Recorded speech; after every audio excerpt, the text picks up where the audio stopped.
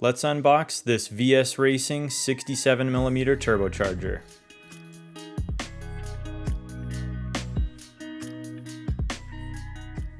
The packaging is excellent.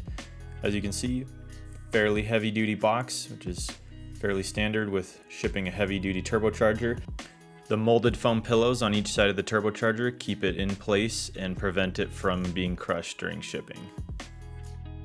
Upon opening the box, you will see that there's some additional contents. We'll start with the first, which is the turbo drain that was purchased separately. This is a very nice piece. One of the things that I would note is that the hardware is very quality. The oil drain hole on the flange is quite large compared to a lot of others that I've seen. The V-band is very good quality. The machining on the metal pieces is superb. There are hardly any rough marks from a lathe that you can tell. It looks to be very quality. The clamp and its associated hardware look great. The multi-layer steel gasket looks awesome. Looks very thick and robust. Compared to a lot of others I've seen, this one looks great. You can also see it comes with an additional fiber washer for the flange and 2 oil inlet restrictors. Turbo out of the box now. As you can see, it's in a nice heavy duty thick mill plastic bag, and there's the other part of the foam molded pillow that holds it in place. As we take it out, you'll notice the plastic caps on the compressor cover. These are to keep debris out of the compressor. It has them on the outlet, the inlet of the compressor, the inlet of the turbine, as well as all of the ports on the cartridge, the oil fittings and on the water fittings as well.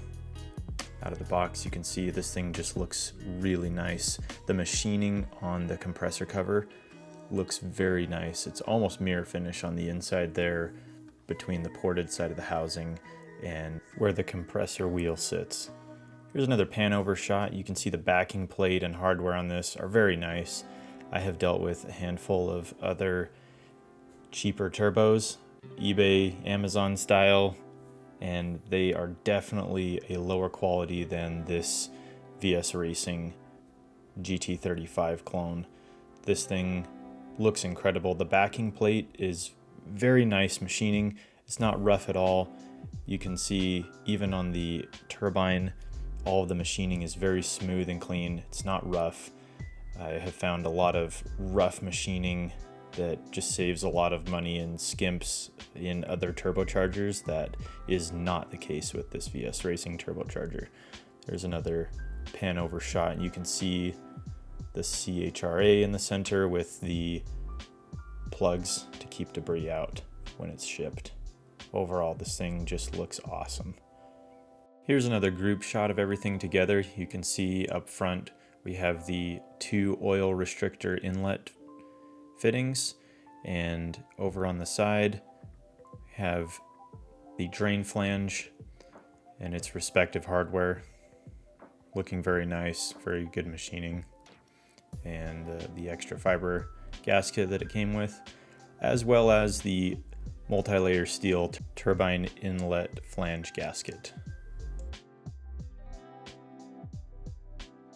Scale handy, so I figured why not, let's throw it on. So we'll tear it out in pounds, ounces, and throw the turbocharger on. After it settles a little bit, looks like we are at 16 pounds, 10 ounces total for this unit. That is not including the V-band. It's just the turbo with no fittings in it. Next, we'll pull out my calipers and a 13mm wrench to get this turbo torn apart. I'd like to measure the wheels for you and compare to the sizes as advertised on the website.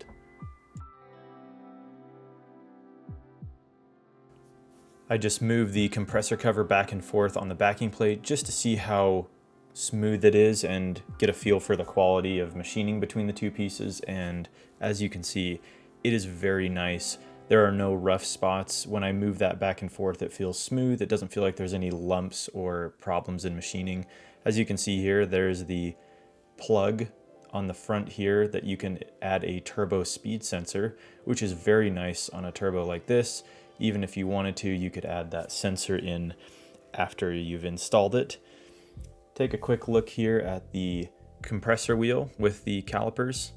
Now this is a little bit difficult. The blades are not symmetrical. They are not directly across from each other, so it's very difficult to get a read, but you can see about 87 millimeters on the exducer, and the inducer here is also a little bit tricky to get an accurate size. It looks like 66.5. I wouldn't use these numbers as gospel, although I do think it's as accurate as I could get it. There are some difficulties measuring this because I don't have two perfectly symmetrical pieces across from each other to measure. However, you can see the backing plate and O-ring on this compressor cover backing plate is absolutely gorgeous.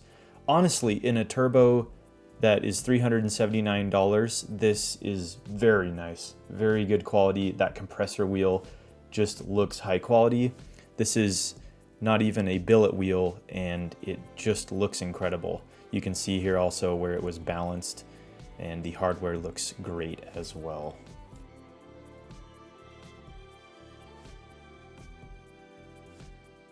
Now let's go ahead and take the turbine housing off. This is a T4 inlet V-band outlet 0.82 AR turbine housing.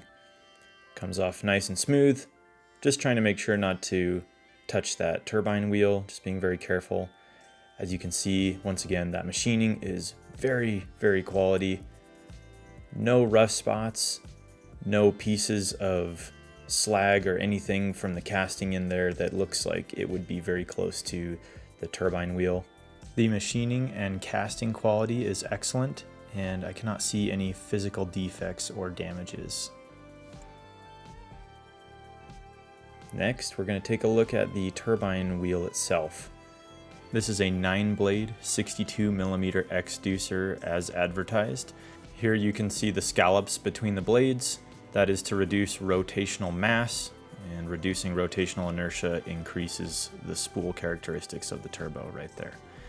As well as the backing plate for the turbine, which looks high quality and is very well machined. It's very smooth against the cartridge there. So let's get the calipers out and measure it up.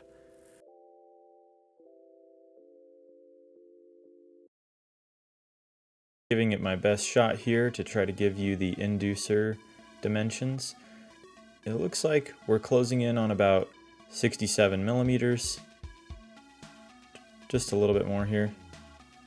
And as measured, 67.2-ish. Like I said, I wouldn't take these numbers for gospel. It's just as close of a measurement as I could get.